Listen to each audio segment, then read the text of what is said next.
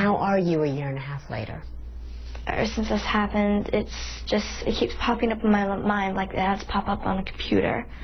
It pains me that after a year, I'm still hurting.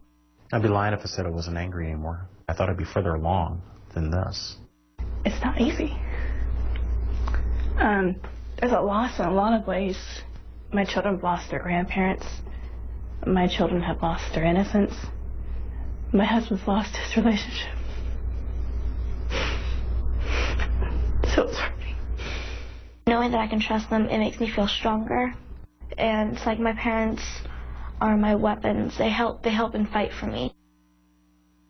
Wow, we're still talking about Christy's interview with 11-year-old Brianne Hill, talking publicly, you see there, with her parents about the sexual abuse that she suffered, all hoping, I guess with the hopes to help younger victims, but they've got to have some amazing counseling. They have counseling, and I want to point out, I think the big takeaway for me was how we react to our kids when they tell us something like this.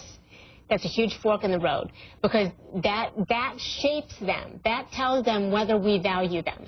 That tells them whether they are important. The first thing they did was said, "I believe you." That was huge to her. So we have Angela here, because Angela is with VoiceToday.org. You know what it's like. You have lived with abuse yourself. Help us understand what are the 3 things we need to do, first and foremost, if our child comes to us with this. Well, obviously, it's one of the most difficult things that you're going to hear from your child, and you want to drive the situation. So for especially the moms that are listening, I have a great acronym, and it's CAR. You want to remain calm and collected, and your first response is to panic. Your stomach is doing flips, but your child needs to know that you are calm and you're collected, because otherwise they'll begin to respond to you and not want you to feel pain. And they'll shut down. And they'll shut down. So we want to take some deep breaths. Okay, so calm. Calm, it's for C. A is to affirm. We want to thank them for telling. We want to affirm their decision. They've done the right thing. This is too big of a burden to carry alone, and that you are a safe person and you're going to protect them. So we have C, to remain calm, A, to affirm the child, and R is reflective listening. We are not investigators. We are not forensic examiners. So we don't want to take that testimony in any way. So we want to use reflective listening. We want to hear what the child has to say, and then we want to repeat it back and just say, tell me more. So they know that they're hurt. You know, one of the most powerful things.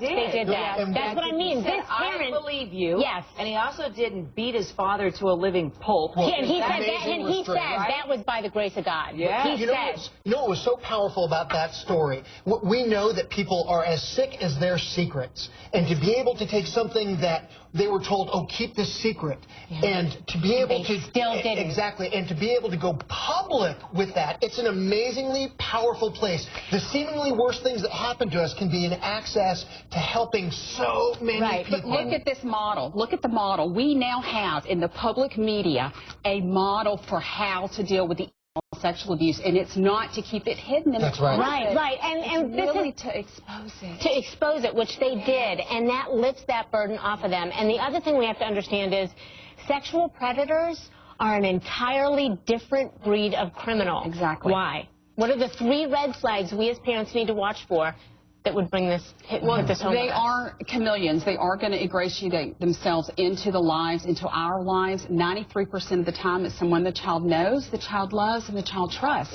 So what we want to do is we want to look, there again I have a little acronym, CAD. We want to look for a change in behavior in the child that is we cannot explain. And we want to ask some questions and look at the people in that child's life, their sphere of influence. We want to see who wants to constantly be alone with our child, who wants to take them to ice cream, who wants to tutor, who wants to constantly babysit. In an inappropriate way. In an inappropriate way. And then we want look at discomfort. Who is the child uncomfortable with? Because the kids have a gut feeling, and ask them why.